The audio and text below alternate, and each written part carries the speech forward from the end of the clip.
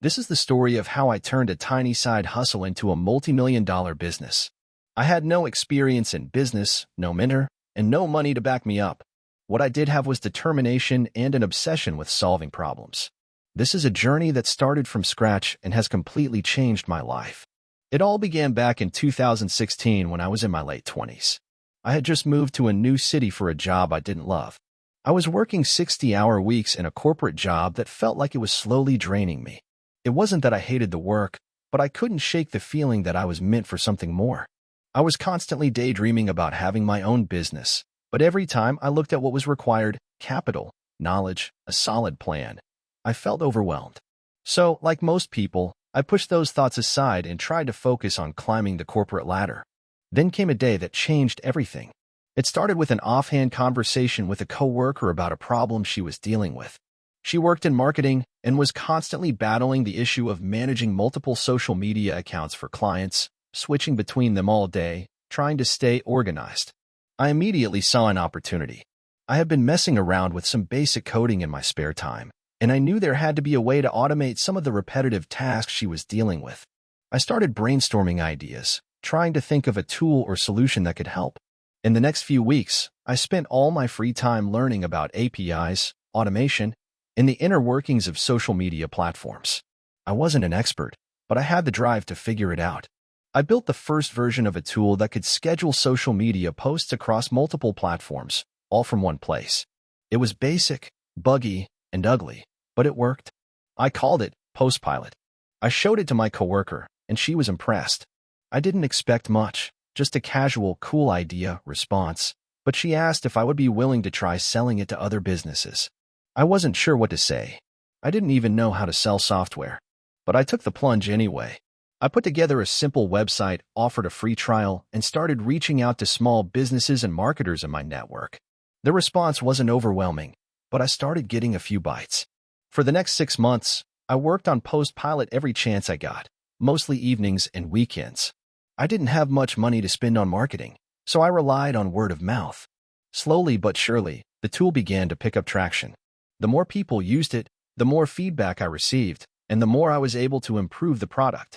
I fixed bugs, added new features, and made the user interface cleaner and more intuitive. By the end of the year, I had a handful of regular customers, and my side hustle was generating a few $1,000s a month. But the real breakthrough came when I started advertising on Facebook and Google.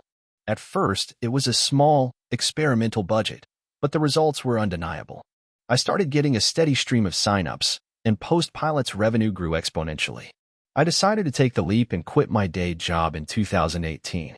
I had enough revenue to cover my basic expenses, and I was confident that the business had legs. That was the scariest moment of my life, leaving behind a stable income to focus full-time on something that was still in its infancy. But I had no choice. I was completely hooked on building something from the ground up, and I couldn't let the fear of failure hold me back. The first few months of full-time entrepreneurship were brutal. I worked 80-hour weeks, juggling everything from product development to customer support. There were days when I felt like I was drowning, and I seriously questioned whether I had made the right decision. But every time I got a positive review or saw a customer recommend the tool to someone else, it fueled me to keep going. By 2019, Postpilot was no longer a small side project. It had grown into a legitimate business. We hit $100K in annual revenue, and I hired my first employee to help with customer support. I was still doing most of the work myself, but I was slowly starting to build a team. Then came the pivotal moment in early 2020, when the pandemic hit. Businesses all over the world were forced to pivot to digital. Social media marketing became more important than ever, and suddenly, everyone needed a tool like Postpilot. The demand skyrocketed. We had to scramble to scale our infrastructure, add new features, and provide customer support at a level we'd never anticipated. But we did it. We had built something that businesses needed, and we were in the right place at the right time. The next year, our revenue grew by over 500%. We expanded our team, adding developers, marketers, and customer success specialists. The business went from being a one-man operation to a full-fledged company with employees, office space, and a real culture. We were making serious money, and I was still pinching myself. In 2021, I decided to take a step back from the day-to-day operations. I brought in a CEO to help manage the company's growth. while I focused on product innovation and strategy. I wanted to make sure Postpilot kept evolving and solving new problems. The company continued to thrive, and we were now helping thousands of businesses streamline their social media efforts. Today, Postpilot is a multi-million-dollar business with over 50 employees. We're expanding into new markets, and we've built a platform that serves customers in over 30 countries. I'm incredibly proud of how far we've come, but the journey hasn't been easy. There were countless sleepless nights, moments of self-doubt, and times when I thought about giving up. But the one thing that kept me going was the belief that I was solving a real problem for people. If you're thinking about starting your own business, my advice is simple. Start small, stay focused, and don't be afraid to fail. You don't need a huge budget or fancy connections. You just need a great idea, the willingness to learn, and the persistence to keep pushing forward, no matter how tough it gets. You never know where it might take you. If you enjoyed the video, don't forget to leave a like and subscribe to the channel. It helps the content grow and motivates me to create even more great videos. Turn on notifications so you don't miss any new uploads. By the way, I'm curious, when do you usually watch my videos? While working, studying, or just relaxing at home? Let me know in the comments. I'd love to hear from you. Thank you for your support. So, this is a bit of a wild ride, but it's how I went from struggling to pay rent to owning a thriving online business. I'm not going to sugarcoat it. There were lots of times I almost gave up. But if I didn't push through, I wouldn't be where I am today. A few years ago, I found myself at rock bottom. I had just lost my job at a local marketing firm because the company had to downsize. No warning, no severance, just a hey, you're great, but we're letting you go. It felt like a punch to the gut, especially since I was living paycheck to paycheck and had no savings to fall back on. At the time, I was renting a tiny apartment in the city. Rent was high, and my income barely covered it. When I got the news, I was devastated. I spent the next week sending out applications like crazy, but getting absolutely no responses. I figured I'd take a few weeks to decompress before diving back into the job hunt. But deep down, I knew I had to do something different. One night, I was scrolling through Reddit and saw a post about a guy who had started his own business selling handmade goods online. He didn't have a background in business. He just had a knack for creating things and a drive to succeed. That planted a seed in my head. I've always had a passion for photography, but I never considered it a viable business idea. I'd just been using it as a hobby, taking random photos of nature, street scenes, and even some portrait work for friends. But the more I thought about it, the more I realized that maybe there was a way to turn that into something. So, after a lot of late nights and second-guessing, I decided to give it a shot. I figured that even if it didn't work out, I wouldn't have much to lose. The worst-case scenario was that I would end up back in the job market, right where I started. But I didn't want to just go back to the grind. I wanted to build something I could control. The first step was creating a website. I knew nothing about building websites, so I spent hours watching YouTube tutorials on WordPress and Wix. I didn't want to pay someone to do it because, well, I didn't have any money. I also spent time learning about SEO, digital marketing, and social media management. These were skills that I didn't have, but I was determined to learn them. Building the site was tough, but once it was up and running, I started to feel like I was onto something. I decided to start selling prints of my photographs, focusing on landscapes and nature shots. I figured there was a market for it, especially since people love hanging up beautiful images in their homes. But I quickly realized that while my website looked pretty, I had no audience. That was the hardest part, honestly. I spent weeks posting on Instagram, Facebook, and even LinkedIn, but I wasn't getting much traction. It felt like I was talking to an empty room. I would get a like here and there, but nothing significant. In the beginning, it was so discouraging. But then I remembered something I read on a subreddit about starting small and focusing on niche communities. Instead of trying to appeal to the entire world, I decided to focus on a specific niche, outdoor enthusiasts and adventure travelers. I started reaching out to bloggers, influencers, and photographers who were involved in this space and offering to collaborate with them. I'd send them my prints in exchange for a shout-out or a feature on their social media. Slowly but surely, I started to gain some traction. I began to get followers who genuinely liked my work, and a few of them even made purchases. I kept grinding, improving my SEO, and focusing on building a community around my brand. I also started learning about paid advertising. At first, I was hesitant to spend any money, but I eventually bit the bullet and ran a small Facebook ad campaign. To my surprise, the ads actually worked. I was making enough to cover my costs and even put a little aside for reinvestment. I began to realize that this could actually turn into something real. But at the same time, I was working another part-time job to make ends meet. It was exhausting. After about a year of juggling both the business and the part-time job, I hit a major crossroads. I had to make a decision: continue with the safe, predictable job or go all in on the business and risk everything. The part-time job wasn't paying much, and my business had finally reached a point where I could make a full-time income from it. But I was scared. I remember sitting down one night after work and making a list of pros and cons. On the pros side, I had my own business that was growing steadily.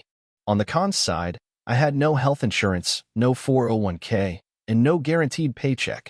But after thinking about it for hours, I realized that if I didn't take the leap, I'd always wonder, what if?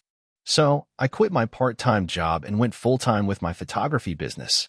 It was terrifying, but also exhilarating. I was finally able to dedicate all my time to it, and I immediately started seeing results.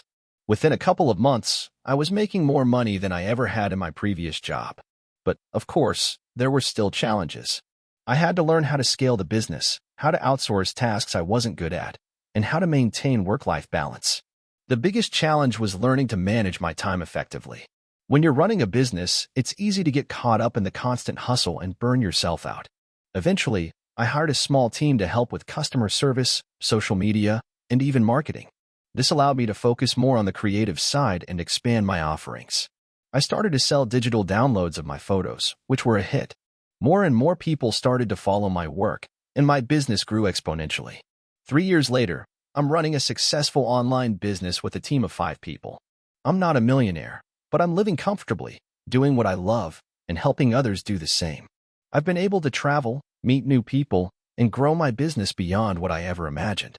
It hasn't been easy, and it's been a journey of trial and error. But looking back, I wouldn't change a thing. If you're in a tough spot, wondering if you should start your own business, my advice is simple: go for it. It's scary, it's hard, but if you're willing to learn and put in the work, it's possible. You'll hit roadblocks, but you'll also have moments where you realize that all the struggle was worth it. Sometimes, you've just got to take that leap of faith and trust that the net will appear. I was a broke college dropout who turned a $300 loan into a 6-figure business. Here's how it happened. It's not the fairy tale success everyone loves to tell, but a grind of late nights, sacrifices, and a lot of mistakes along the way. Now, with a business that's still growing, I look back on how every misstep taught me something invaluable. This is my story, and I hope it inspires anyone who's stuck in a similar place, feeling like their dreams are just that, dreams. It all started in 2014. I was 22 years old, studying business administration at a state university.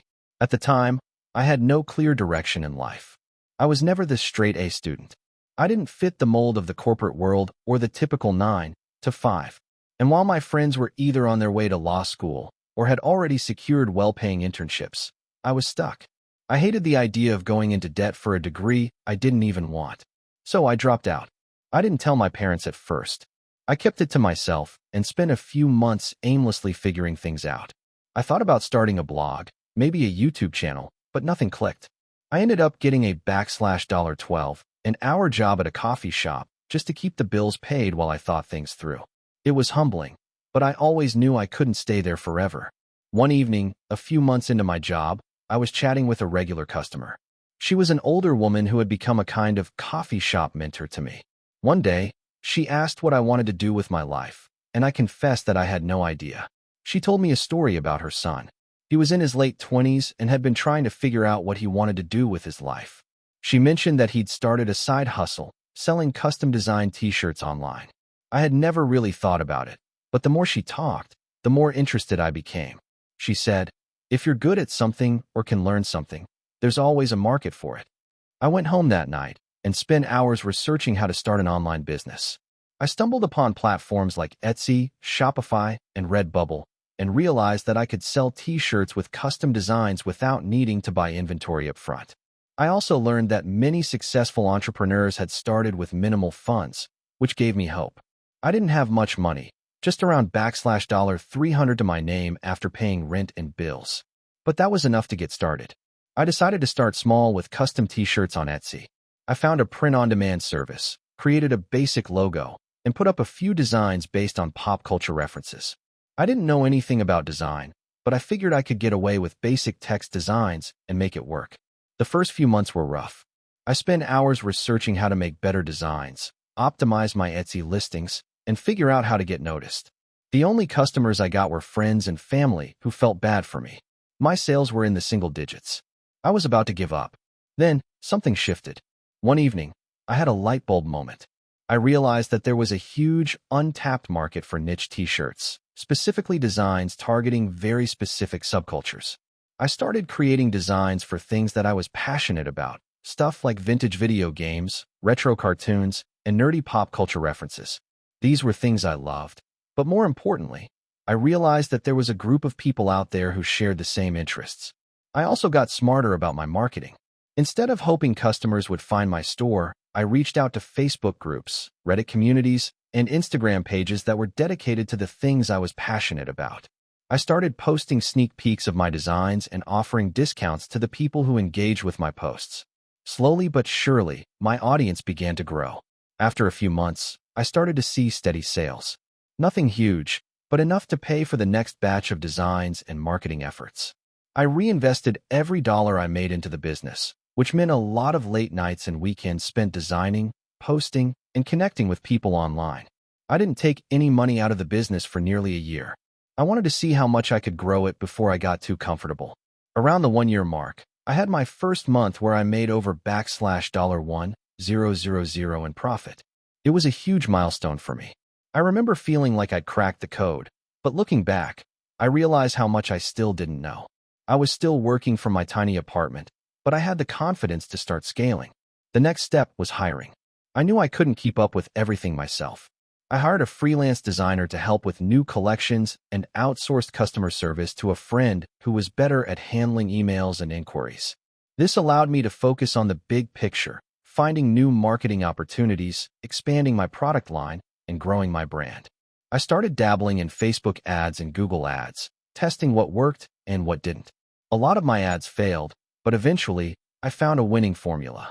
I targeted niche audiences with specific interests, using humorous copy that matched their personality.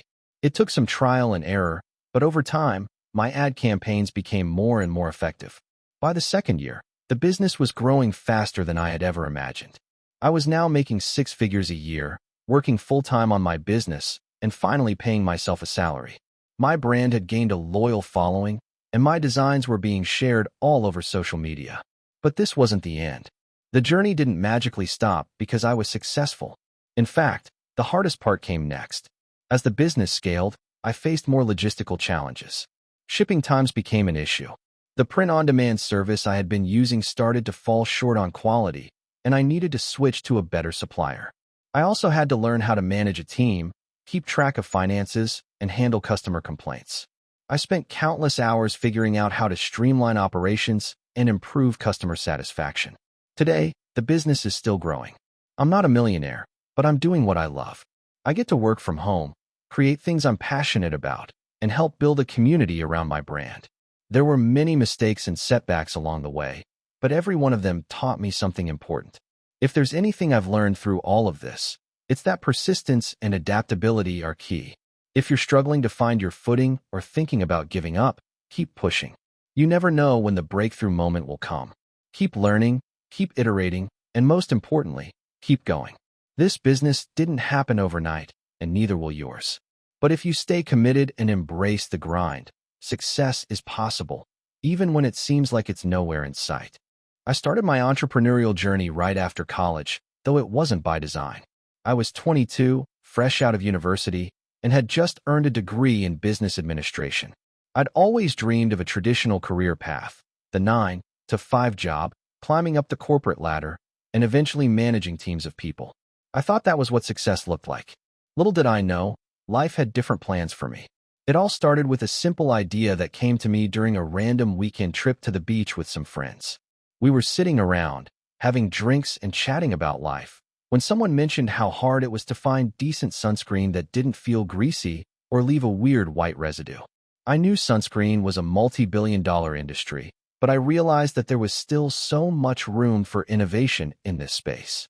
The idea of creating a high-quality, non-greasy sunscreen that worked for all skin types suddenly sparked something in me. A lot of people were getting into the whole natural trend, but there wasn't much out there in the sunscreen world that ticked all the boxes. The seed was planted. I went back home and started researching the sunscreen market. I scrolled through Reddit, checked out skincare forums, and went down the inevitable Google rabbit hole. There were complaints all over the place about the same issues: greasy texture, terrible smell, and poor sun protection. I thought to myself, if I could solve this problem, I might actually have something. However, I had no formal knowledge of skincare or chemistry. I wasn't a scientist, just a business grad with a passion for problem solving. So, I did the only thing I could think of. I reached out to professionals in the field. The first person I connected with was a chemist who worked in cosmetic formulations. I was lucky that he responded to my cold email. We set up a meeting, and I pitched the idea to him. He was skeptical at first, but agreed that the concept could have potential if the formula was done right. He gave me some suggestions on the types of ingredients that could work. I was on a high after that meeting, but I also realized that I had a long way to go. I had no idea how to manufacture a product, market it, or even sell it. So, I started gathering information. Over the next few months, I spent my days at my 9-to-5 job and my nights learning about the skincare industry. I took courses on cosmetic formulation, read books about brand building, and watched countless YouTube videos on how to start a business from scratch. I decided to bootstrap everything. I had enough savings to invest in my first batch of sunscreen and get some prototypes made. I found a small manufacturer who specialized in creating custom skincare products and sent them the specifications based on the chemist's recommendations. After a couple of months, the first batch arrived, and it wasn't perfect, but it was a start. The texture was smooth, the scent was mild, and it absorbed well into the skin without leaving a greasy finish. Now, I had a product, but no idea how to get people to actually buy it. I knew traditional retail would be a slow grind, and I didn't have the capital to run large-scale ad campaigns. I turned to social media, particularly Instagram and Facebook. I started by sending out free samples to influencers and people who had large followings in the skincare and lifestyle spaces. Some of them liked it, some didn't, but the ones who did posted about it on their feeds and stories. Slowly, word started to spread. A few months in, I had built a small but loyal customer base. I kept the business lean, reinvesting profits into growing my brand. It wasn't all smooth sailing. There were moments when I felt like quitting. In the early days, there were supply chain issues, problems with packaging design, and even instances where my product would arrive damaged due to shipping. I remember feeling like I was juggling 1,000 things at once, and sometimes it felt like there were just too many obstacles to overcome. One of the toughest moments came when I received a complaint from a customer who had developed a rash after using my sunscreen. It wasn't a huge number of complaints, but just one felt like a punch to the gut. I didn't want anyone to have a negative experience with my product. I immediately refunded the customer, reached out to my manufacturer to understand what went wrong, and started formulating a new version of the sunscreen to avoid any future issues. As time went on, I expanded the brand to include other skincare products, like moisturizers and facial cleansers, all designed to be non-greasy and suitable for all skin types. I hired a small team to help with the logistics, customer service, and marketing. But I didn't stop there. I realized the importance of feedback, and so I made it a point to personally respond to every single customer email. This direct communication helped me understand my customers' needs and allowed me to make continuous improvements to my products. The turning point came when a well-known skincare influencer posted a rave review of my sunscreen on their social media. The post went viral, and in a matter of hours, sales skyrocketed. I had been working nonstop for years, but now, the hard work was starting to pay off. The boost in sales allowed me to reinvest into the business, improving our website, customer service, and product offerings. Eventually, I was able to leave my 9-to-5 job to focus on my business full-time. Looking back, it feels like such a whirlwind. I've made countless mistakes and faced setbacks, but those moments have taught me invaluable lessons. One of the most important lessons is the value of perseverance. There were times when I doubted myself and questioned whether I was cut out for this. The hardest part wasn't just getting the business off the ground. It was learning to handle the inevitable hurdles and failures along the way. I'm proud of what I've built, but I also know that success doesn't come overnight. It's a long game. I never imagined I'd be where I am today. And even though the journey was filled with challenges, I wouldn't change a thing. It's hard to put into words how satisfying it feels to see customers using and loving a product that you created from scratch. I'm still learning, still improving, and still growing my business. But one thing is certain, I wouldn't trade this entrepreneurial journey for anything. I started my business from a small garage, working out of my parents' house. I never imagined it would grow into what it is today. Looking back, there were so many moments when I thought about giving up, moments when I didn't know if I would make it. But here's my story, a long, winding journey from a frustrated employee to a small business owner, and now to someone who's just trying to figure out how to keep scaling while still keeping my sanity. I always knew I wanted to be my own boss. Growing up, I watched my parents struggle with their small business, and while it wasn't easy for them, there was something inspiring about seeing them create something from scratch. My dad had a small auto repair shop, and my mom ran a small coffee shop next door. They weren't rich, but they had the kind of freedom that employees didn't have. My parents taught me the value of hard work, but also the importance of taking risks. They always said, if you don't risk, you don't grow. After high school, I decided to go to college to get a degree in marketing, hoping it would give me a better understanding of the business world. To be honest, though, I hated it. The classes were dry, the professors were out of touch, and I felt like I was learning a bunch of useless stuff that didn't apply to real-world business. But I stuck with it, partly because I didn't know what else to do. By the time I graduated, I had no idea where my career was headed, and I was terrified. I started working a dead-end job in retail, trying to pay off student loans and figure out what I wanted to do with my life. But something started brewing in me, a frustration I couldn't ignore. I was 24, living in a small apartment with no real direction, but I knew one thing. I wanted more. I wasn't going to work in a store for the rest of my life.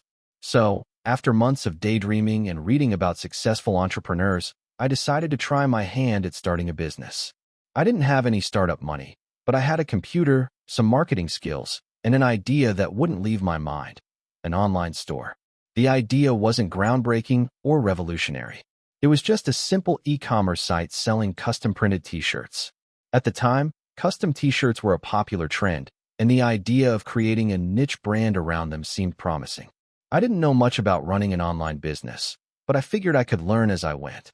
I spent the next few months learning everything I could about e-commerce, graphic design, and digital marketing. I started working late into the night after my retail job, designing t-shirts, setting up an online store, and learning how to run Facebook ads. Honestly, I had no idea if this would work. There were moments when I thought I was wasting my time, but I kept pushing forward, motivated by the thought of finally being my own boss. When I launched my first website, it was a mess. The design was clunky, the user interface was awful, and there were so many technical errors. But I didn't care. I told myself, launch and improve. My first few sales came from friends and family, and while that was a small victory, it wasn't enough to keep me going. I needed more customers. I spent countless hours reading marketing books, watching YouTube tutorials, and experimenting with Facebook ads. I was getting better, but I still wasn't seeing the kind of growth I wanted. It was disheartening, especially because I was still working full-time in retail. I would get home after a 10-hour shift, exhausted, and instead of relaxing, I would go straight to work on my business. I was burning the candle at both ends, but I couldn't stop. Then, one day it happened. I got my first viral sale. It wasn't anything extravagant, just a random customer who stumbled upon my site, liked the design, and shared it on social media. It started a small snowball effect. More people saw it, more people shared it, and more people bought it. I didn't know what I was doing, but my t-shirt designs were suddenly catching on. That viral moment changed everything. My website started getting regular traffic, and the orders began to flow in. I remember the first time I woke up to a few $100s in sales overnight. I had never seen that kind of money come in so easily, and it felt like I had cracked the code. But here's where the reality hit. Scaling a business is not easy. I had to figure out how to manage the increase in orders, how to fulfill them, and how to keep up with the customer service demands. At this point, I was still working my retail job, and it was becoming clear that I couldn't juggle both for much longer. I had to make a choice: quit my job and go all in on my business, or stay safe and keep working for someone else. I took a leap of faith. I quit my retail job and committed to growing my business full-time. That was one of the hardest decisions I've ever made. There were days when I doubted myself and questioned if I had made the right choice. But I pushed through. For the next few years, I worked 12-hour days, 6 days a week, trying to scale the business. I hired my first employee to help with customer service and fulfillment, and slowly, I started to build a small team. But scaling was never easy. There were growing pains, inventory issues, shipping delays, problems with suppliers, and, worst of all, the constant pressure to stay ahead of competitors who were doing the same thing. By the time we hit year 3, my business had grown beyond my wildest dreams. We were making 6 figures annually, and my brand had started to develop a loyal following. But there was something I didn't anticipate: burnout. I had been so focused on scaling that I forgot to take care of myself. I was constantly working, constantly trying to meet deadlines, and constantly worried about what was next. I lost sight of why I started this business in the first place: to create something that would give me freedom, not stress. So, I took a step back. I redefined my goals and refocused on building a business that wasn't just about growth, but about balance. I started delegating more tasks, investing in better technology, and setting boundaries for myself. I realized that I didn't have to work 24/7 to be successful. Instead, I focused on the things that mattered most: my customers, my team, and my well-being. Now, we've expanded into multiple product lines, and the business continues to grow, but I've learned to pace myself. I'm no longer obsessed with hitting the next big milestone, and I've stopped comparing my progress to others. I've realized that success isn't just about numbers. It's about the journey and finding fulfillment along the way. Starting my business wasn't easy. There were so many times when I wanted to give up. But looking back, I can honestly say it was worth every struggle, every sleepless night, and every setback. It's been a crazy ride, and I'm still learning every day. But I wouldn't change a thing. I started my business journey in the most unlikely of places: the back of my parents' garage. I was just 22 years old, freshly graduated with a degree in marketing, and completely unsure of what to do next. I had big dreams of building a brand, of creating something meaningful, but I didn't know where to start. All I had was a laptop, some basic skills I'd picked up during college, and an overwhelming sense of doubt.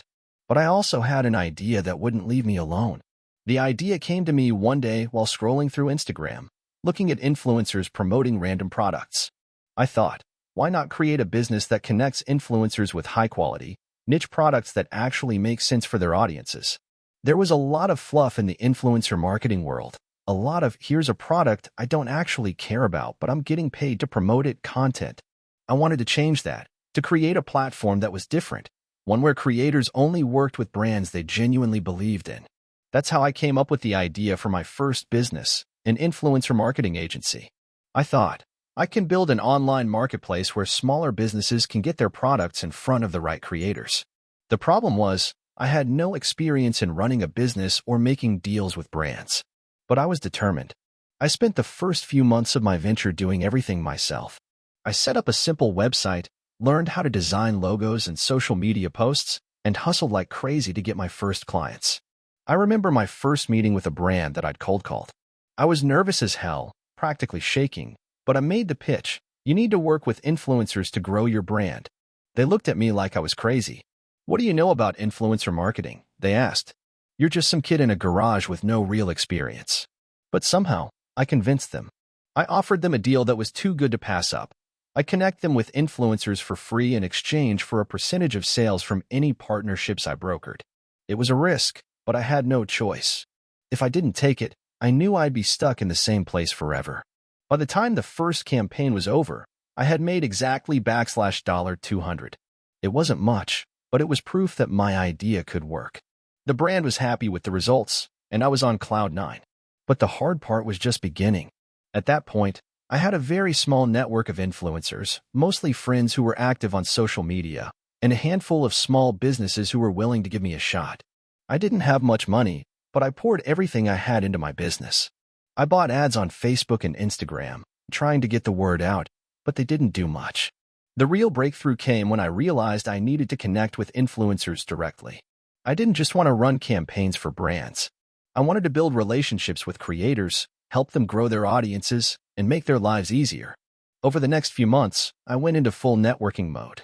I started attending influencer and marketing events, not just to promote my agency, but to learn from the people who had been doing it for years. I listened to podcasts, read books, and constantly absorbed information about how influencers and marketers built their brands. Slowly, I started to gain credibility. Then, I made a key decision that changed everything. I went from being a one-man show to bringing on a small team. I hired a few part-time employees who were just as passionate about the idea as I was. The biggest challenge in the early days was getting the right people on board. I didn't have much to offer them except a chance to build something from the ground up, but I found a few people who believed in the vision and were willing to work for low pay in exchange for equity. This was a major turning point, because once I had a team, we could take on more clients, execute better campaigns, and, most importantly, focus on growing the brand. As we worked with more and more clients, I realized the importance of setting the right expectations. Many businesses, especially the small ones, didn't understand the nuances of influencer marketing. They wanted instant results, and when those didn't come immediately, they would pull back. I had to learn how to manage client expectations, which was one of the hardest lessons I've learned to date. It wasn't just about getting influencers to promote a product. It was about building long-term partnerships that would drive sustained growth. I started to focus on helping clients develop their branding, improve their product offerings, and optimize their social media presence. As I learned more about marketing, I was able to share that knowledge with my clients, and it helped them trust me even more. After about a year, we hit our first significant milestone. We had our first client who was willing to pay us a decent retainer for our services. They were a fashion brand that had been struggling to connect with influencers. They had tried working with influencers on their own, but they couldn't figure out how to get the results they wanted. That's where we came in. We worked with them on a strategy that was based on authentic relationships, rather than just paying influencers to post about their products. We connected them with a select group of creators who aligned with their brand values and were genuinely interested in what they were offering. The results were incredible. Sales skyrocketed, and the brand began to get the attention it deserved. That's when I knew we had cracked the code. From that point on, our business grew rapidly. We hired more people, built a stronger network of influencers, and started attracting larger clients. But the challenges didn't stop. Every time we hit one milestone, there was another challenge waiting for us. Sometimes, it felt like I was running in circles, trying to keep up with the growing demands of the business. There were days when I questioned everything. Am I really cut out for this? Can I keep up with this level of growth? The doubts would creep in, especially when we faced setbacks like the time we lost a major client or when a campaign didn't perform as well as expected. But I learned to push through those moments of doubt. Looking back now, I realized that the key to my success wasn't just the idea I had, or the team I built, or even the strategy one implemented. The key was resilience. I had to learn to pick myself up after every failure, adapt when things didn't go as planned, and keep pushing forward, even when it seemed like everything was falling apart. Today, my agency is a thriving business with a team of 50 people and clients ranging from small startups to major global brands. We've managed to carve out a unique space in the influencer marketing industry by focusing on quality over quantity. I look back at that kid in the garage and marvel at how far we've come. I'm still learning every day, but I'm proud of what we've built. So, if you're reading this and you feel like you're at the beginning of your entrepreneurial journey, struggling to get your business off the ground, know that it gets better. It's not easy, but if you stay resilient and keep pushing forward, you can achieve things you never thought possible. The road is long, but the rewards are worth it. I started my business journey with little more than a worn-out laptop, a mountain of student debt, and a passion for design. Looking back now, it's almost hard to believe how far I've come.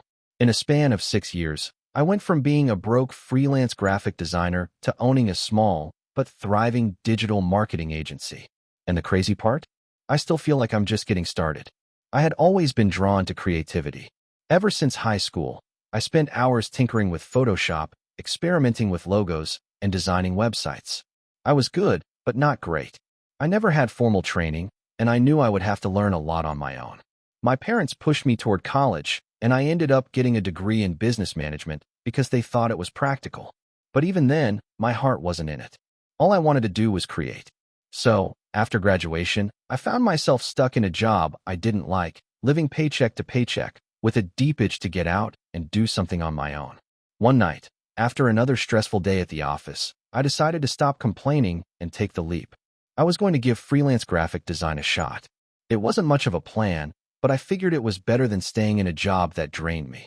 I spent the next few weeks building a website to showcase my portfolio. The first project I got was from a local coffee shop that needed a new logo. It paid $100, but that $100 felt like I had just earned $1 million. It was the validation I needed. I wasn't just dreaming, I was doing. I kept hustling, picking up small jobs wherever I could find them. Craigslist, Upwork, Fiverr. Wherever there was a listing for design work, I went after it. Most of my clients were small businesses or startups that couldn't afford the big agencies, but they were perfect for me. I could offer them personal attention at a fraction of the price. Slowly, my reputation started to build, and I began to raise my rates. After about a year of freelancing full-time, I was doing well enough to pay off most of my student loans. I had a solid base of clients, and I was actually starting to think about expanding, but I had no idea where to go next. I was still just one person, and I didn't know how to scale. That's when I decided to take a huge risk, hire my first employee. I remember the first time I sat down with him, explaining that I didn't know what the hell I was doing, but that I was willing to figure it out with him. I think that honesty was part of what made our partnership work. We were both willing to learn, fail, and grow together. I took on more clients and started outsourcing some of the smaller tasks, like basic design revisions and copywriting. With an extra pair of hands, I was able to focus more on strategy and client management. Around that time, I also realized that just being a designer wasn't enough. To really succeed, I needed to offer more value to my clients. So, I began diving into digital marketing, SEO, social media, content marketing. I wanted to understand it all. I took courses, read books, and connected with other entrepreneurs who were experts in the field. I wasn't just offering design anymore. I was becoming a one-stop shop for growing a business online. The first client who trusted me with a full marketing campaign was a small e-commerce brand. They wanted to rebrand and completely overhaul their online presence. It was a huge project, but I was ready. I built them a new website, created a new logo, and ran Facebook and Instagram ads for the first time. The results blew everyone away. Within 3 months, their sales doubled. That's when I realized that combining design with digital marketing was a game changer. By the time my agency was 2 years old, we had expanded to a team of 5. We had built a reputation for helping small businesses stand out in a crowded digital space. The key to our success was focusing on personalized service. Instead of taking on as many clients as possible, we only worked with a select group, giving each one the attention they deserved. But things weren't always smooth sailing. About 3 years into the business, I hit a rough patch. One of my larger clients, a startup tech company, decided to go in a different direction and dropped us. I went from having a full schedule of work to scrambling for new clients. It was a wake-up call. I had grown comfortable and had stopped prospecting, relying too heavily on a few big accounts. That mistake almost put me out of business. I learned the hard way that client diversification is key. I immediately set to work diversifying our client base. I also started experimenting with different marketing strategies, including email marketing and influencer collaborations. It took a while, but slowly, new clients started coming in. It wasn't easy, but that setback helped me realize the importance of constant adaptation. Fast forward to today, and my agency is thriving. We now work with a range of clients, from local businesses to multinational corporations. We've expanded our team to 15 people, each specializing in a different aspect of digital marketing. We've built a brand, established systems, and made the kind of impact I once dreamed of. But as much as things have changed, I still think about the early days. The countless nights spent on my couch with nothing but a laptop, the struggle to convince people that I could do more than just make things look pretty, and the challenges of learning how to run a business while figuring out how to scale. The biggest lesson I've learned over the years is that entrepreneurship isn't a straight line. It's full of setbacks, challenges, and unexpected twists. You'll fall, and you'll get back up. You'll face moments where you question everything, but those moments are just stepping stones to something greater. The key is to keep pushing forward, keep learning, and never stop believing in what you're building. If you're reading this and thinking about starting your own business, I've got 2 pieces of advice. First, start small and be patient.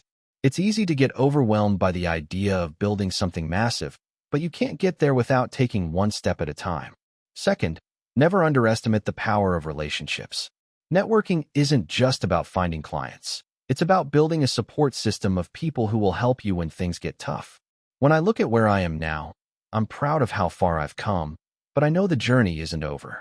There are still so many things I want to accomplish, new markets to enter, bigger challenges to tackle, and, of course, even bigger risks to take. The journey of entrepreneurship is a wild ride, but it's the best ride I've ever been on. If I can do it, you can too. Just keep going. I never expected to become an entrepreneur. In fact, for most of my early adult life, I had zero interest in business or running a company. Growing up, I was just a regular guy in a small town, obsessed with gaming and comic books, not exactly the most business-minded person in the world. But life has a funny way of pushing you toward things you never thought you'd do, and my story is a testament to that. It all started in my mid-20s. I had just dropped out of college after a series of poor decisions, and I was living at my mom's house, working a minimum wage job at a local retail store. I was miserable. I didn't know what I wanted to do with my life, and frankly, I felt like I was wasting my time. I spent most of my free hours playing video games or scrolling through social media, envying people who seemed to have their lives together. They were traveling the world, launching businesses, or just looking like they were happy. Meanwhile, I was stuck in a loop of unfulfilling work and unproductive habits. One day, a friend I hadn't spoken to in a while reached out. He had moved to the city to work in tech and, to my surprise, was doing really well for himself. He invited me to lunch, and I jumped at the chance. Over burgers and fries, he told me about this new startup he was part of. They were making a mobile app, and he explained how the startup world worked, the highs and lows, the challenges, and the triumphs. The whole conversation was like a light bulb going off in my head. I had never considered the tech industry or even starting my own business, but something about his excitement was contagious. It wasn't an immediate switch, but that lunch planted the seed. Over the next few weeks, I started researching startup culture, learning about tech entrepreneurship, and even watching YouTube videos about app development. It all felt so foreign to me, but it also seemed so exciting and full of possibilities. I started working on small side projects, mostly just building websites for friends or creating simple apps for fun. I had no formal training in programming, but I was determined to learn. Every day after work, I would sit at my mom's kitchen table with a cup of coffee, watching coding tutorials and practicing. It wasn't easy, and I hit plenty of roadblocks along the way. I remember the first time I tried to build a simple website, and it took me hours to figure out why the layout wasn't working. I was frustrated, but I stuck with it. Slowly but surely, I began to build a skill set. After a few months, I had created a portfolio of small projects, and one thing led to another. I started getting freelance gigs to design websites and apps for local businesses. I had no formal business experience, but I learned quickly how to pitch, negotiate, and deliver work. And the best part? People actually paid me for it. The first real breakthrough came when I took on a project for a local gym. They wanted a website with an integrated booking system, something a little more sophisticated than the typical one-page site. I built it, but I also added some extra features, like an app-like interface and a custom membership dashboard. I was so proud of the work, and when I showed it to the client, they were blown away. They even recommended me to a few other local businesses, and soon enough, I had a small stream of clients. But as the business grew, I started to realize something. While I was good at the technical side of things, I had no clue how to run a business. My clients loved my work, but managing multiple projects, handling finances, and dealing with contracts became overwhelming. I was a one-man operation, and I felt like I was drowning in the logistics. That's when I made the decision that would change everything. I decided to take the plunge and hire my first employee, a project manager who could help me handle the business side of things while I focused on development. I was scared to spend the money, but it was the best decision I ever made. With the extra support, I was able to focus on what I loved, building and creating. Over the next year, my business grew exponentially. I added more employees, expanded my services, and eventually transitioned from just building websites to offering full-fledged app development and digital marketing services. The next turning point came when I realized that, to take my business to the next level, I needed to think bigger. I couldn't just keep serving local businesses. I had to expand into new markets. So, after some serious brainstorming and a lot of sleepless nights, I came up with the idea for a mobile app that helped people track their personal finances in a simple, easy-to-understand way. I knew it would be a crowded market, but I felt that my unique take on it could stand out.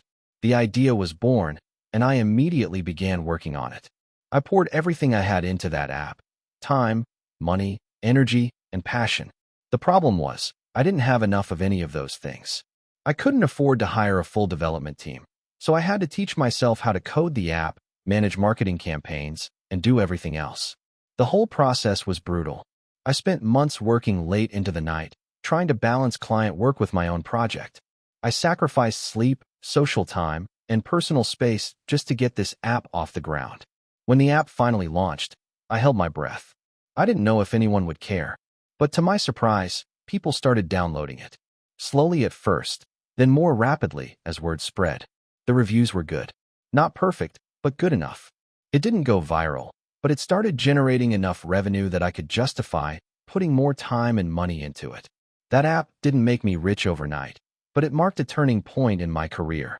It showed me that with hard work, persistence, and the willingness to learn, I could create something that people actually wanted. Today, my business has grown far beyond what I ever imagined. We have a team of 25 people, a range of products, and clients across the globe. I still do what I love, building new things, solving problems, and constantly challenging myself. There have been plenty of failures along the way, moments where I thought about giving up, and times when the pressure felt unbearable. But looking back, I realized that every failure and challenge was just a stepping stone toward where I am now. If you had told me 10 years ago that I'd be running a successful tech company, I would have laughed in your face. I didn't come from money, I didn't have any special connections, and I didn't have a fancy degree. All I had was a willingness to learn, a lot of grit, and the determination to turn my life around. It wasn't easy, but it was worth it. If I can do it, anyone can. My advice: don't wait for the perfect moment to start. It'll never come. Just start, and let the journey unfold. Hey, friends, if you enjoy this content, don't forget to like the video and share your thoughts in the comments. We really want to know what you like and what can be improved. What do you think of the video? Are there any topics you'd like to see in future videos? Your feedback really helps us get better. Thanks for being with us. This is the story of how I built my business from nothing, struggled through failures, and finally made it. It's been a roller coaster of emotions, but I want to share it because I know there are a lot of people out there just like me, stuck in the trenches and wondering if it's even worth it. Trust me, it is. But let's rewind and start from the beginning. It all began in my small hometown.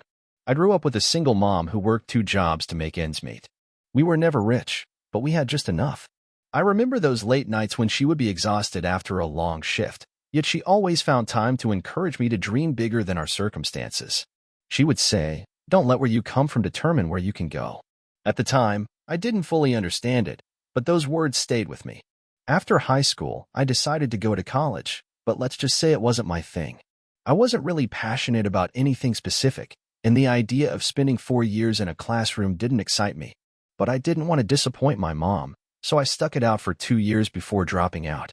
That wasn't an easy decision, but deep down, I knew it wasn't for me. I wanted to do something bigger, something that allowed me to create, build, and take risks.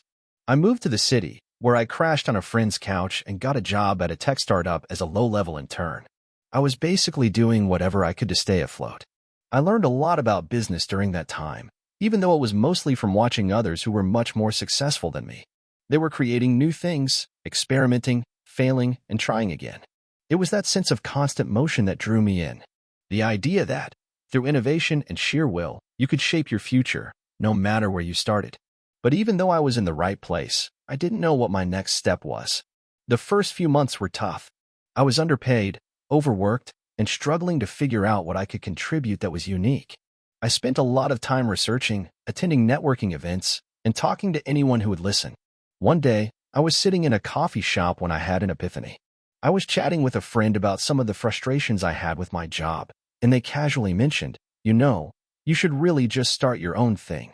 There's a lot of room in the market for someone who can do X, Y, and Z. That moment changed everything. I realized that what I had been craving all along wasn't a job. It was the freedom to create something from scratch. But the problem was, I had zero experience in starting a business. I didn't know where to begin, and I certainly didn't have any savings to back me up. I decided to take a leap of faith, and after months of planning, I officially launched my first business, an online platform that offered digital marketing services to small businesses. The first year was brutal.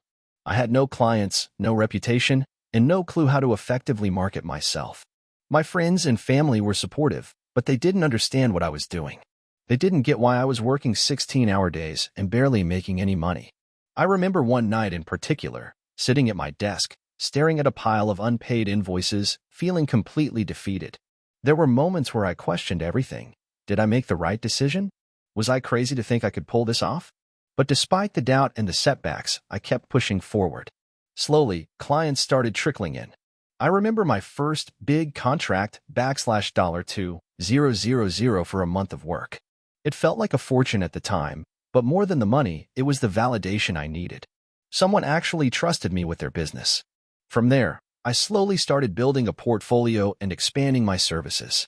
I took every opportunity, no matter how small, to learn and grow. I reached out to mentors, read every book I could find on entrepreneurship, and asked for advice wherever I could. After 2 years, my business began to take off. I hired a small team and moved into a proper office. But just when I thought things were going well, I hit another major roadblock. The market shifted. New competitors popped up, and the industry I was in became flooded with cheaper, lower quality options. I watched as clients started leaving, and I started to question if I was really cut out for this. It was a tough period. I couldn't ignore the reality that the business wasn't as strong as I had hoped. But rather than giving up, I decided to pivot. I went back to the drawing board, redefined my niche, and began focusing on more high-value, specialized services. It took a lot of guts to change course, but it paid off. Within 6 months, I was able to build a new clientele who valued quality over cost, and things started to turn around. The next few years were a blur of growth.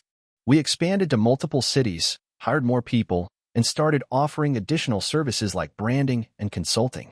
There were times when I felt like I couldn't keep up with the demand, but every challenge felt like another opportunity to grow. Eventually, we hit the $1 million mark in revenue, a milestone that seemed unimaginable when I first started. But even after hitting this level of success, I kept reminding myself that this was just the beginning. The industry is always changing, and there's always something new to learn. I reinvested profits back into the business, constantly evolving and adapting. I also started giving back, mentoring younger entrepreneurs and helping them navigate the hurdles I once faced. The joy of seeing someone else succeed, knowing I had a hand in their journey, was incredibly rewarding. Looking back, I've learned so much from the failures, the tough nights, and the relentless pursuit of my goals. My business is no longer just a source of income.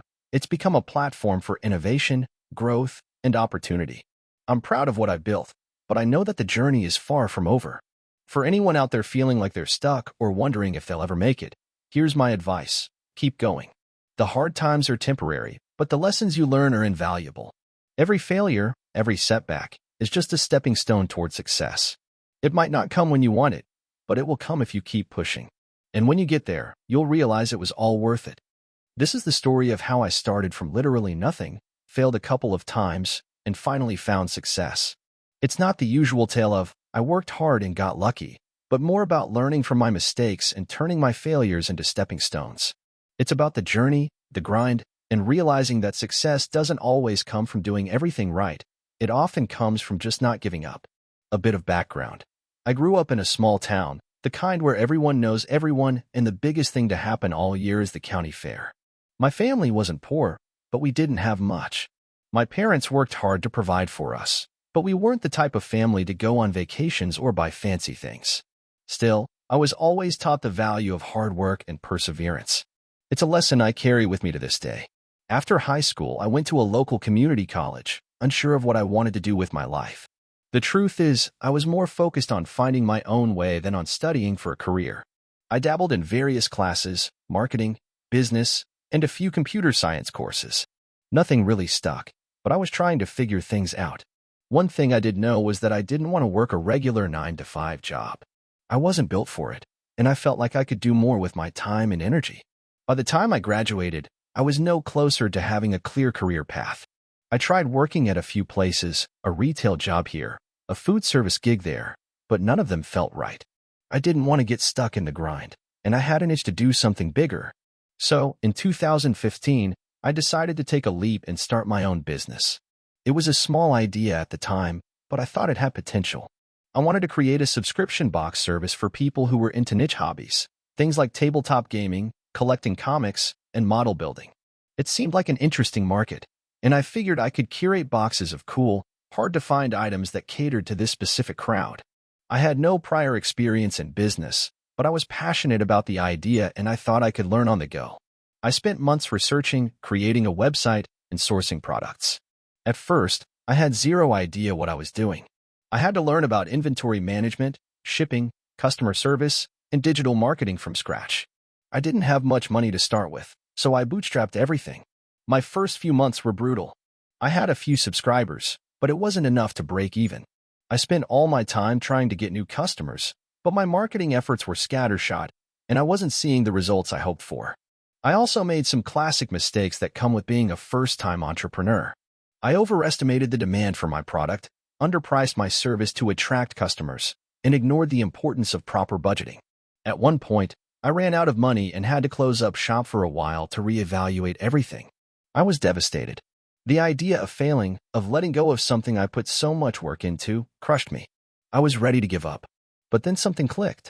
I realized that I had learned a ton, even if the business itself wasn't working.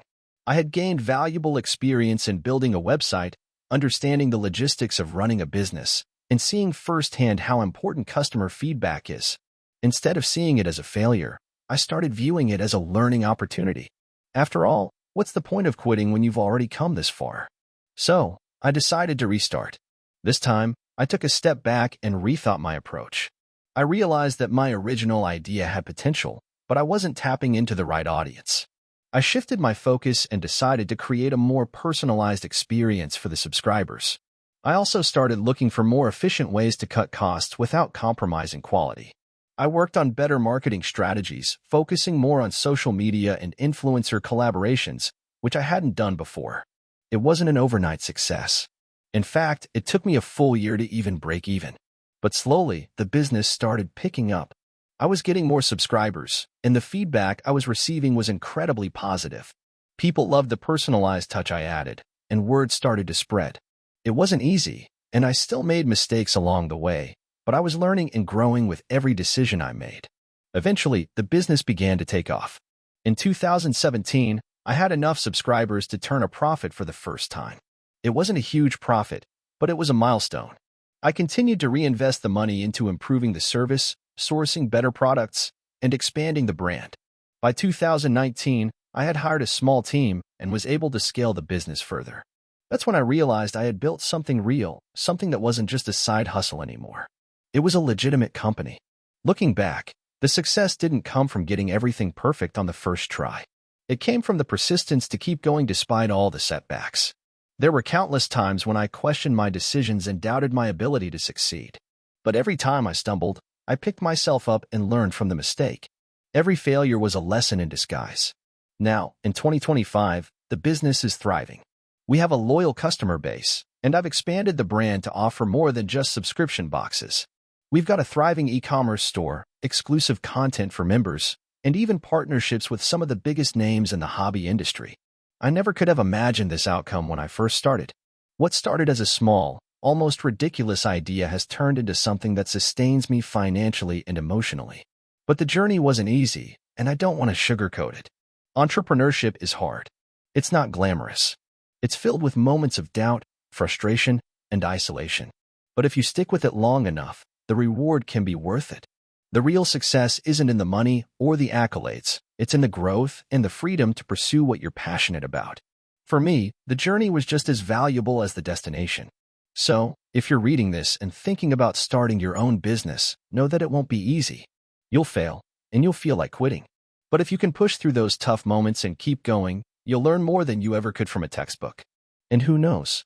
Maybe one day, you'll look back and realize that all those failures were the best thing that ever happened to you.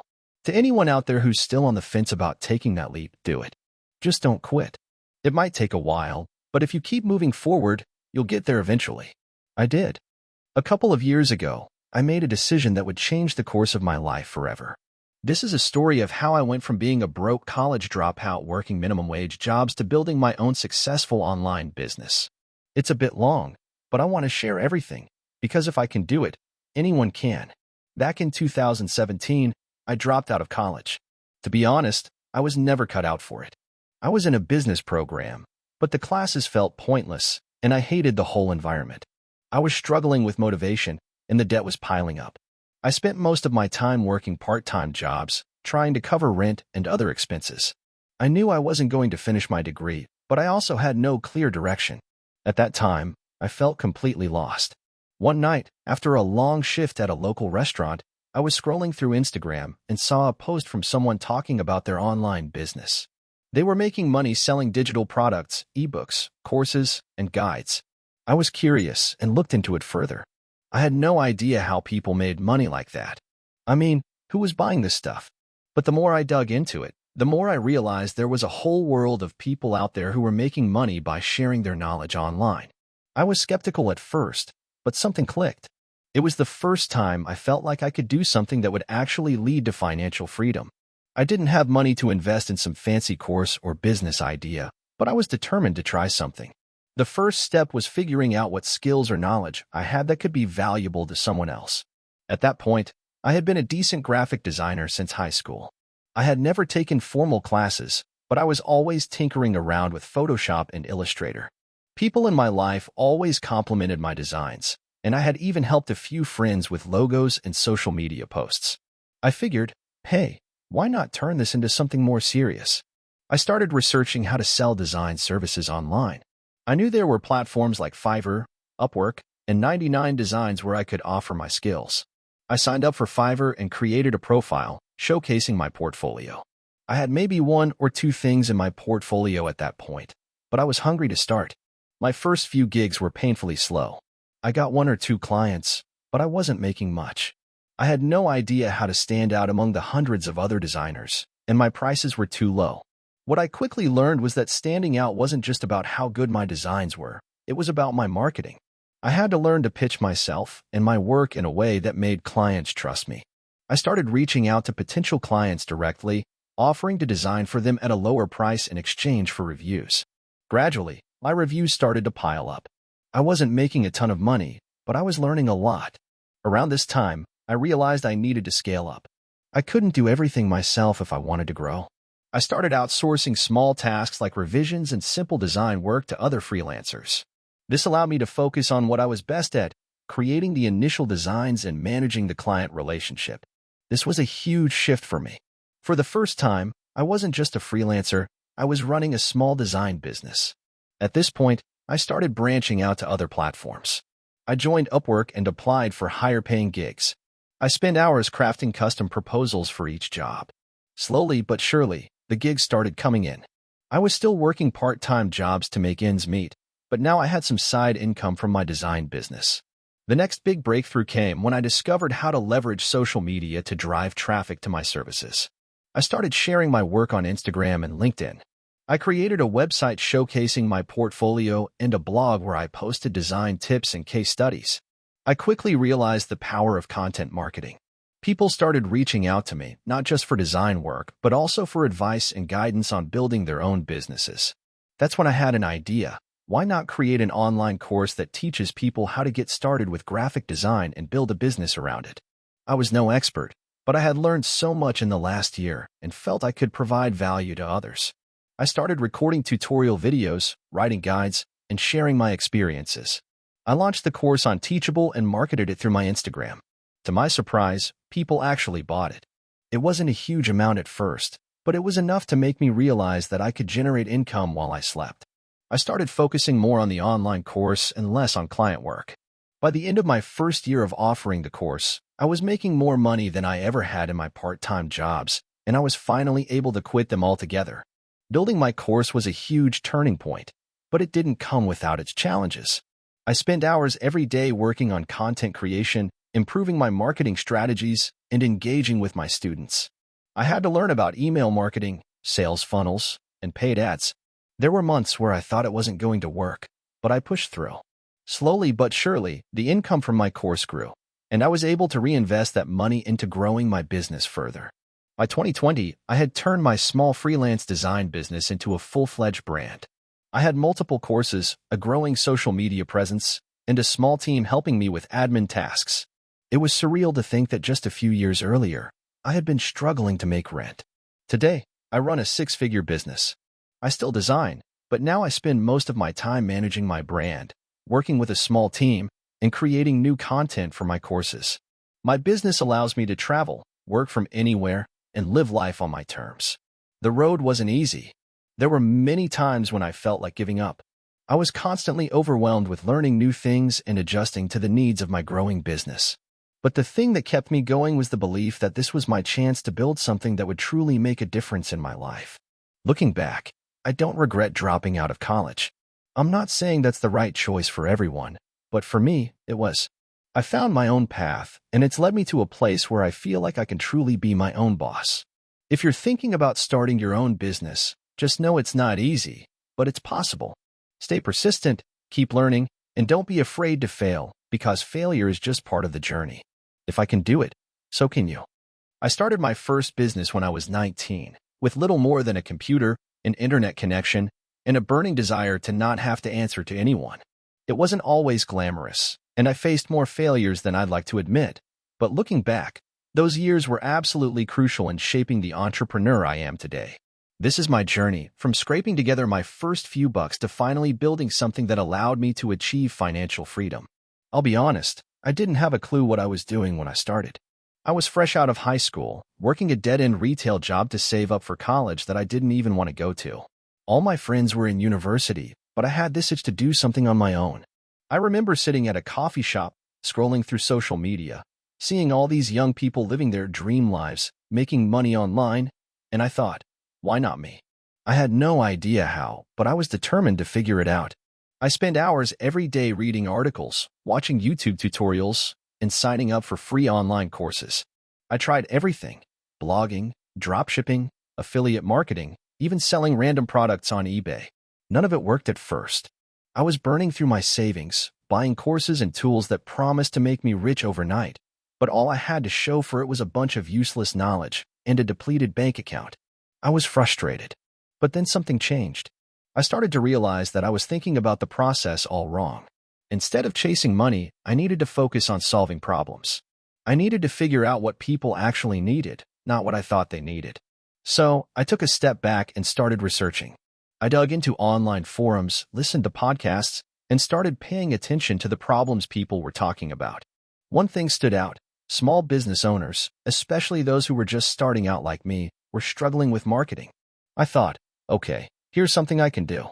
I might not know everything, but I know how to use the internet, and I can learn to help people get noticed online. I started by offering to help small businesses with their social media and digital marketing for free. I figured that if I could do some work and show results, maybe they'd pay me. I contacted a few local businesses and offered my services in exchange for a testimonial and a case study. Surprisingly, people were willing to take a chance on me. I had no portfolio, but I offered value and showed up. I started helping these small businesses, and it didn't take long before word started to spread. After a few months, I had enough clients to quit my retail job and focus on my business full-time. But even then, things weren't as easy as I had hoped. I learned quickly that running a business is a constant balancing act. I was working 14-hour days, constantly switching between managing clients, handling marketing, creating content, and figuring out finances. The hours were grueling, and for a while, I didn't make much money. But I was persistent, and I stayed focused on providing real value to my clients. As I gained more experience, I started refining my processes and figuring out how to scale. The turning point came when I hired my first employee. It was terrifying at first because I had no idea what I was doing. I remember thinking, how can I afford this? But I realized that to grow, I needed help. I needed someone who could take over the tasks I was struggling with, someone who could help me scale this thing beyond just me. So, I hired a marketing assistant. I gave them small tasks at first, and over time, they grew into a bigger role. Hiring my first employee was a huge leap for me, but it was also one of the best decisions I made for the business. As the team grew, so did the challenges. I had to learn how to manage people, set clear expectations, and create a work environment where everyone felt motivated. I had never been a boss before, and honestly, I made plenty of mistakes. There were days when things felt like they were falling apart, but I kept pushing. I knew that if I wanted to build something lasting, I had to build a strong foundation. Fast forward a couple of years, and my company was no longer just a side hustle. We were bringing in significant revenue, working with bigger clients, and had a team of 12 people. We had refined our niche to focus specifically on small business digital marketing, and had become known in our industry for our unique approach. But even then, the business wasn't running as smoothly as I had hoped. I learned that as you grow, the problems evolve. It's no longer about just making sales. Now, I had to focus on retention, ensuring that our clients were happy and that we weren't just bringing in new business, but also holding on to the ones we had. We built out customer service processes and started investing in systems to make our work more efficient. We started using software to automate certain tasks and set up training programs for our team. With each new improvement, we got closer to where we wanted to be. But the real game changer came when we started focusing on thought leadership. I began to write articles, speak at events, and create content that showcased our expertise. This helped position us as leaders in the digital marketing space. I started to see a shift in how potential clients viewed us. Instead of us having to chase after leads, they started coming to us. However, success didn't come without its sacrifices. There were months where I worked so much that I neglected my health, my relationships, and my own mental well-being. There were times when I felt burnt out, but I kept going because I thought I had to. It took years to realize that you can't build something great if you're constantly running on empty. I had to learn how to delegate, set boundaries, and prioritize what truly mattered. I also learned that success isn't linear. Some months, the business would boom, and other times, it would feel like we were barely staying afloat. But through it all, I kept my eyes on the long-term vision. I didn't let the bad days break my spirit. Instead, I used them as opportunities to learn and grow. Eventually, I reached a point where I didn't need to work 80-hour weeks anymore. My company had systems in place, the right people in the right roles, and a steady stream of clients. I took a step back and started focusing on the bigger picture. Now, I'm able to invest in new ventures, mentor other entrepreneurs, and enjoy the lifestyle I once dreamed of. Looking back, it's hard to believe how far I've come. What started as a small, uncertain idea has now turned into a successful business. The journey wasn't easy, and it took a lot of trial and error, but every mistake and every failure was worth it.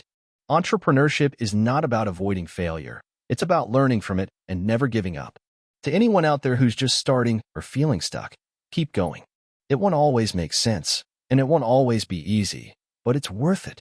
Just find something you're passionate about, focus on solving a real problem, and don't be afraid to put in the work. Your story might not be the same as mine, but I promise, if you keep pushing, you'll find your way. I was always the kind of person who had big ideas but struggled to put them into motion. Like many, I had that entrepreneurial itch but couldn't find the right way to scratch it. It wasn't until I hit rock bottom that I found the courage to finally take the leap into entrepreneurship. This is my story of how I went from being an office drone to running a successful startup that completely changed my life. I never thought much about becoming an entrepreneur growing up. My family was middle class, and my parents had solid, stable jobs. The idea of taking risks, especially financial ones, never seemed like a viable option. I went to college, got a degree in marketing, and secured a good corporate job shortly after graduation. On paper, everything looked great. I had a decent salary, benefits, and a path that seemed clear. But there was always something gnawing at me.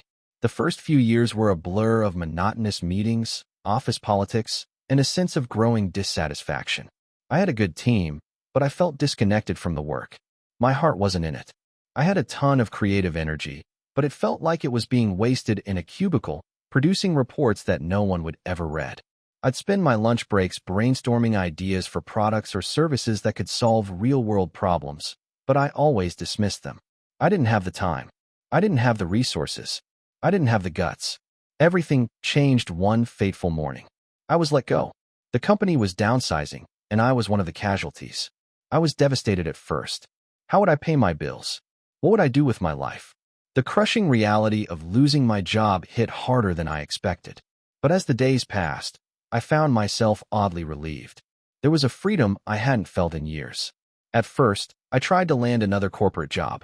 I polished my resume, updated my LinkedIn, and applied for every position that seemed even remotely interesting. But after a few months of rejection and hearing that I wasn't a good fit, I began to realize something. I didn't want to go back to the same life I had before. I wanted more. I remember one evening sitting on my couch, scrolling through Reddit, when I came across a post about someone who had built a six-figure business by creating a subscription box for niche products. I thought to myself, if they can do it, why can't I?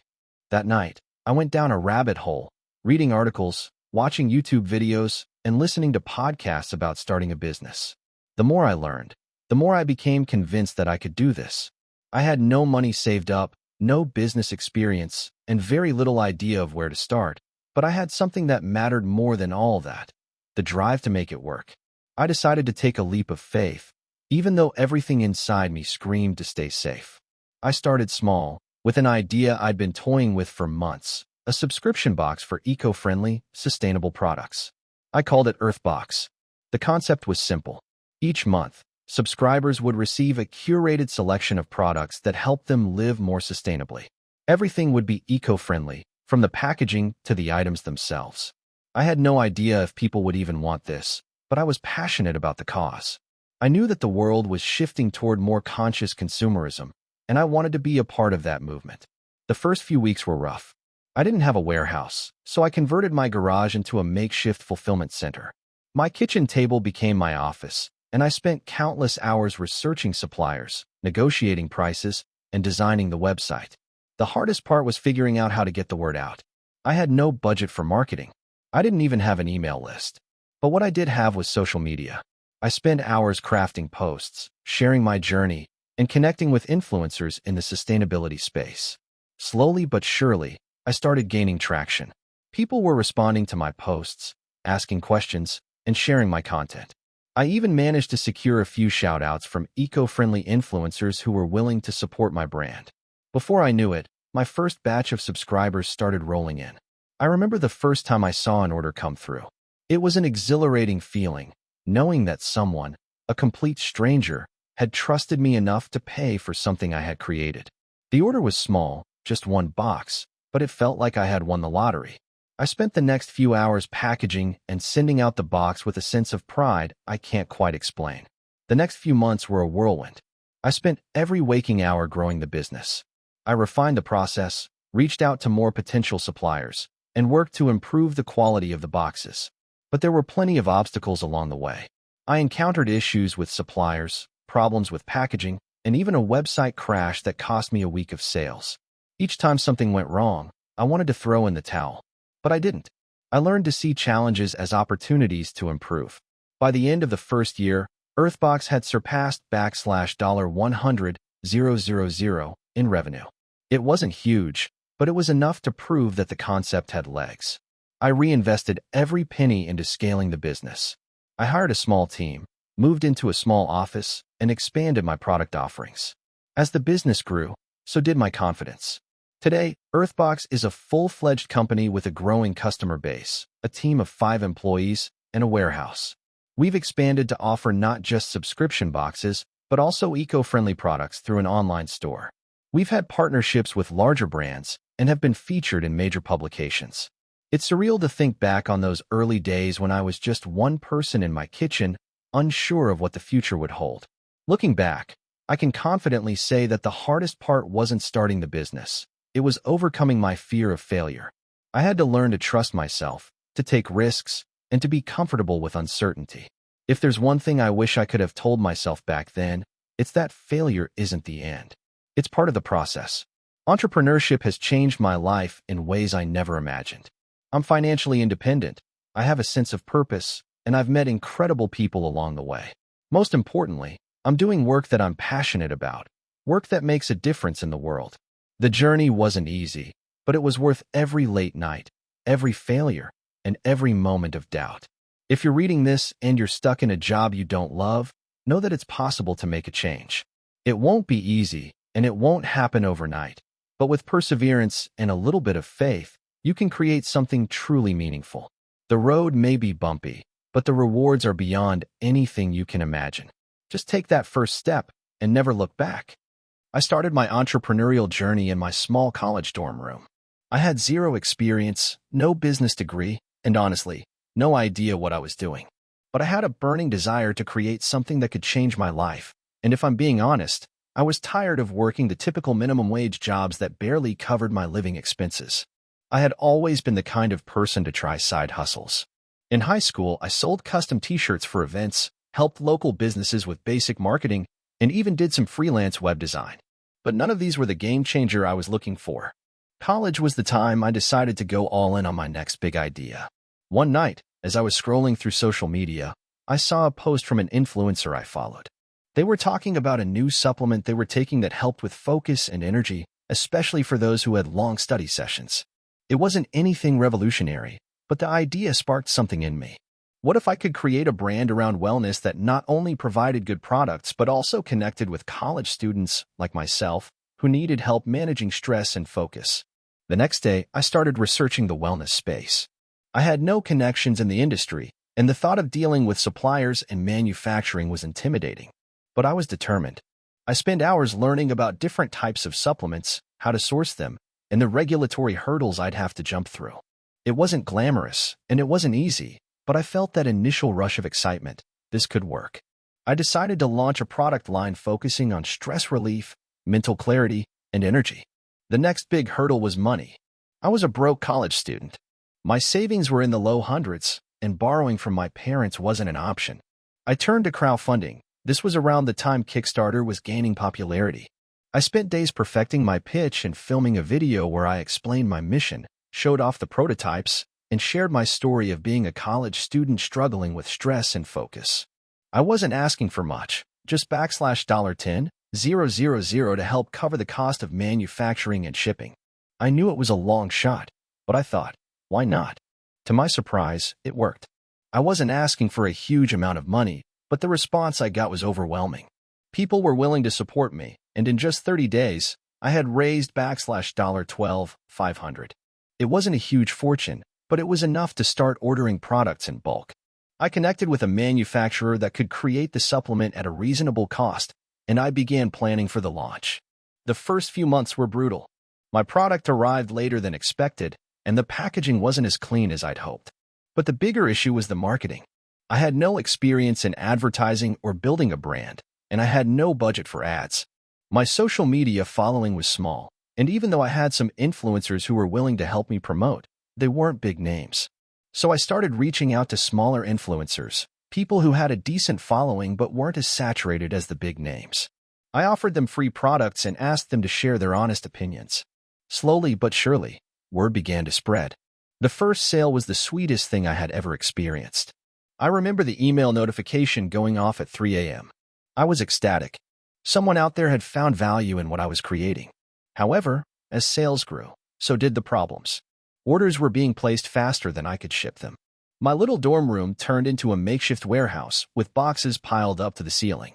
It became impossible to manage the logistics while studying for finals.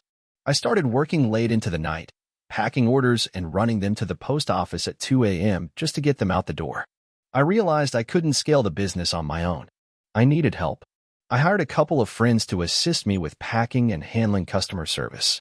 At first, it was a small operation, but eventually, I had a small team working remotely.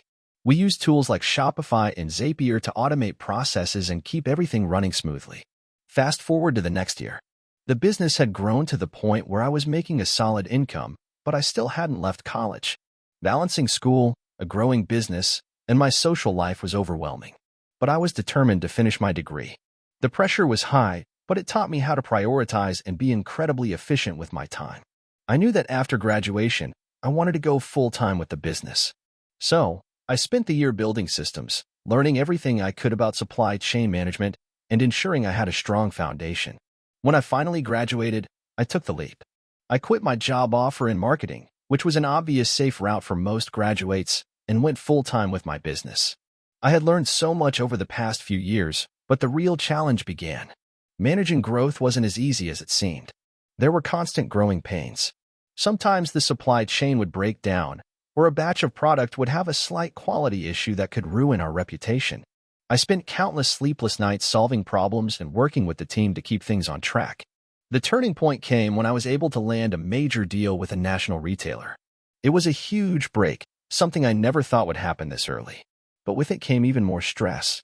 The production volumes had to increase, and we needed to ensure quality control was top-notch. It felt like a make-or-break moment. After countless negotiations, meetings, and learning from mistakes, we finally made it through. The product hit the shelves, and sales took off.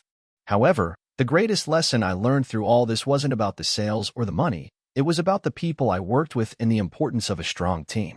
As I grew my business, I learned that success didn't happen alone. It took a team of talented people who believed in the vision, put in the hard work, and helped me navigate the tough times. We were all in it together.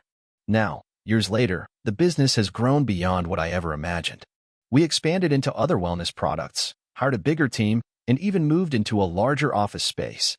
The process has been messy and far from glamorous, but it has been worth every sacrifice. I still remember those sleepless nights in my dorm room, trying to figure out how I could make it all work. I'm not an expert in anything. I'm just a college student who didn't give up. And if I can do it, so can anyone else. I started my entrepreneurial journey like most people, with a dream, a lot of ambition, and a small amount of capital. It's funny how often people say follow your passion or just do what you love, but for me, the reality was a lot messier. The whole thing began back in 2015. I was 23, working a corporate job that drained me daily. I had a good salary, decent benefits, and the luxury of stability, but there was this gnawing feeling inside me that this couldn't be all there was. I wanted to build something from the ground up. Something real, something that mattered. At the time, I didn't know much about running a business. Sure, I had some college-level business knowledge, but that was all theory. I'd always been fascinated by tech and gadgets, but I didn't think I could start a tech company. I wasn't an engineer, and I didn't have the resources to hire a full team. So, I started thinking about other things I could do, something I could tackle with limited resources. After months of mulling it over, I landed on an idea that seemed simple enough: a subscription box service for coffee lovers. The concept wasn't revolutionary, but I saw an opening in the market. There were subscription boxes for a lot of things: food, clothes, beauty products, but coffee seemed underrepresented, and I felt like it was a product that people would love to receive regularly. I had no idea how much work it would involve or how competitive the industry was, but I was determined. I started with nothing more than a name, Brewed Awakening, and a vague idea of what I wanted to create. I had about $2,000 in savings, and my first step was to learn everything I could about e-commerce, subscriptions, and coffee sourcing. I spent nights reading articles, watching YouTube tutorials, and learning from others who had walked this path. It wasn't glamorous, but I started to get the hang of things. I built a website using a basic Shopify template. I took product photos with my phone and researched local roasters, many of whom were more than happy to work with a new business looking to bring unique coffee to customers. The hardest part was knowing where to start and how to get people to trust me. After all, I was just a guy with an idea. I spent weeks testing different variations of the product, blends, packaging, and pricing. I didn't have a ton of money for advertising, so I relied heavily on word of mouth, Instagram, and Facebook groups. Slowly, my first customers started trickling in. I had to figure out everything from packing the coffee to creating labels, and honestly, some days it felt like I was drowning. I'd work my 9 to 5 job, come home, and spend hours packing boxes, writing emails, and trying to figure out how to make it all work. The first few months were tough, really tough. I wasn't making enough money to quit my job. In fact, I was barely breaking even. I spent a lot of nights lying awake, wondering if I was wasting my time. But then, something unexpected happened. Around month 3, I started receiving emails from people who genuinely loved what I was doing. They didn't just like the product. They felt like it was a personalized experience. They appreciated the curated selections and the little touches, like the handwritten notes I added to each package. Word began to spread. I started reinvesting every dollar back into the business. I hired my first employee, a part-time customer service rep, to help with answering emails and managing orders. I also got better at my marketing strategy. I reached out to influencers in the coffee space, offering free samples in exchange for honest reviews. One influencer in particular, a barista with over 100K followers on Instagram, posted about my subscription box, and it was like a switch flipped. Orders started pouring in. I was ecstatic, but also terrified. I wasn't prepared for the sudden surge. I had to scramble to find additional suppliers, find better packaging, and keep up with the demand. One of the biggest challenges I faced was managing cash flow. Because of the nature of the subscription model, I had a recurring revenue stream, but I still had to pay for inventory upfront. Some months I found myself struggling to balance the books, especially as I had to order more coffee beans, buy more packaging, and pay my growing team. I was often walking the line between a growing business and one that could crash at any moment. Eventually, though, I hit a stride. I began refining my processes and building systems that allowed me to scale. My revenue grew by 30% year over year. With that extra revenue, I was able to hire more employees, focus on developing my brand further, and experiment with new offerings. One of the most rewarding decisions I made was diversifying the product line to include coffee equipment. I partnered with a local artisan who crafted high-quality French presses, and it became a hit with my customers. I began getting more recognition within the coffee industry, and soon, I was invited to speak at small local events about entrepreneurship and e-commerce. By year 4, I had left my full-time job to focus entirely on Brewed Awakening. I wasn't rich, but I was making enough to support myself and reinvest in the business. I started to take on bigger risks, like expanding into international markets and creating limited edition collaborations with well-known coffee roasters. I got more serious about branding, creating a solid presence on social media, and even developing an app to allow subscribers to customize their monthly boxes. That app was a game changer because it allowed me to create a more personalized experience for customers, something that made them feel like they were getting exactly what they wanted. Looking back, I realized that a huge part of my success came from simply keeping at it, even when things looked bleak. There were months where I didn't know if I would make payroll, days when I doubted whether the business could survive another quarter. But somehow, I managed to get through those rough patches by learning from my mistakes, being adaptable, and keeping my eye on the long-term goal. Now, after 6 years in business, Brewed Awakening has over 50,000 active subscribers, and I'm proud to say that I've built a company that's sustainable and constantly innovating. I've even started investing in other small businesses, using the lessons I've learned to help others avoid the same mistakes I made. It's funny, though, because I never expected to end up here. I went into it thinking I just wanted a way out of the corporate grind, but what I've gained is far more than that. It's a sense of accomplishment, of independence, and of building something meaningful. It wasn't easy, and it wasn't quick. There were a lot of late nights, a lot of mistakes, and a lot of moments when I thought about giving up. But somehow, I didn't. And today, that decision to stick with it continues to pay off in ways I never imagined. I've been an entrepreneur for about 12 years now, and it's been a roller coaster ride that I never imagined when I started out. The journey I'm about to share isn't one of instant success or viral growth, but one of slow, painful lessons and determination. If you're thinking about starting your own business, I want you to know that this story isn't the standard, overnight success narrative you might read online. It's the real deal, the kind that involves sleepless nights, failures, and eventual wins that feel sweeter because of the struggle. It all started when I was in my mid-20s. I had a stable job in a corporate setting, working as a marketing associate for a mid-sized tech company. It was a comfortable gig. The pay was decent, the benefits were good, and the work wasn't all that stressful. But I always had this nagging feeling that I could do more. I wasn't just looking for a paycheck. I wanted to create something of my own, something that would make a mark. The problem was, I didn't know what that something was. The idea to start a business didn't come to me all at once. It was a gradual build-up. One night, I was sitting on my couch watching a documentary about small businesses. Something clicked in my brain. I knew I wanted to start my own company, but I didn't know exactly what. I started doing what any person would do in this situation. I Googled how to start a business. I read articles, watched YouTube videos, and listened to podcasts. It was overwhelming. There was so much information, and I felt like I had no idea where to begin.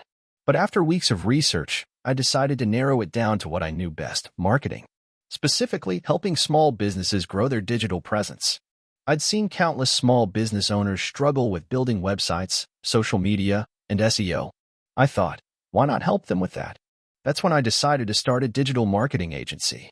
I was still working full-time at my job when I decided to take the plunge. At the time, I didn't have much savings saved up, but I didn't want that to stop me. I convinced myself that I could balance a full-time job and a side hustle. After work, I'd stay up late, sometimes until 2 or 3 a.m., working on my business. I built my own website, created a business plan, and began reaching out to local businesses. I didn't have the budget to hire anyone, so I learned how to build websites and write content myself.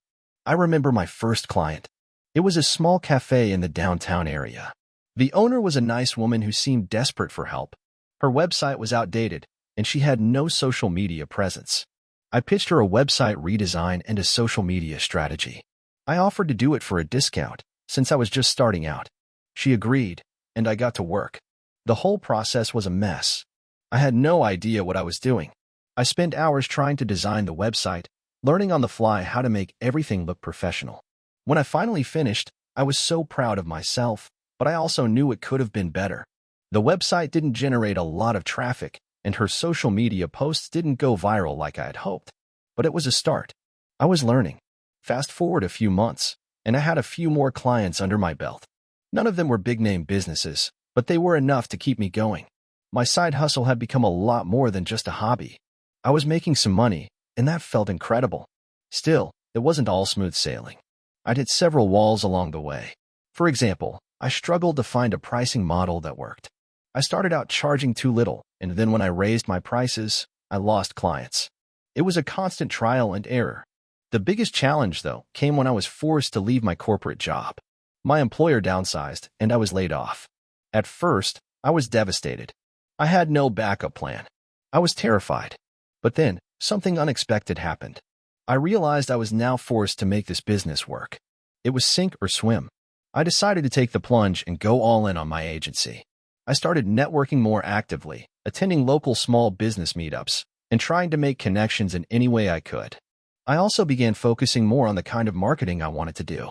I had originally spread myself thin, trying to do everything: social media, websites, SEO, content. But I realized that I needed to specialize. I narrowed my focus to SEO and content marketing. Around this time, I also had to start thinking about scaling. I couldn't do everything myself anymore, so I took a risk and hired my first employee, a part-time content writer. It was a huge leap, but it also freed me up to focus on sales and growing the business. The next few years were a blur of growth and setbacks. We landed bigger clients, and our reputation started to grow. I hired more people, expanded the team, and started working on more high-profile projects. But there were plenty of times when I thought about giving up. There were clients who didn't pay, projects that didn't go as planned, and moments when I questioned if I was doing the right thing. I felt like a fraud, constantly faking it until I made it. But I kept pushing forward. One of the biggest turning points for the business came when we got our first national client. It was a small e-commerce store, and they had no SEO strategy. We worked with them for months, and by the end of the contract, their organic traffic had tripled, and their sales had doubled. They were ecstatic, and they referred us to other businesses. That's when things really started to take off. Today, my agency is thriving. We have a small but dedicated team, and we work with clients from all over the country. It's been 12 years, and I'm not a billionaire or a household name, but I built something that I'm incredibly proud of. Looking back, I don't regret the late nights, the failures, or the countless lessons I learned along the way. They all shaped who I am as an entrepreneur. If you're thinking of starting your own business, here's my advice. Start small, learn as you go, and don't be afraid to fail. You're going to make mistakes, but that's where the growth happens. Be patient with yourself, and don't expect instant success. It takes time, grit, and a lot of perseverance. But if you're passionate about your idea and willing to put in the work, the rewards are worth it. And remember, every entrepreneur's journey is different. It may take you years to find your stride, but if you keep pushing forward, you'll eventually find success, no matter how it looks for you. Thank you for watching until the end. If you enjoyed this video, don't forget to like and subscribe to the channel so you won't miss new videos. Also, leave a comment. I'd love to hear your thoughts. Your support and engagement mean a lot to me. See you in the next video.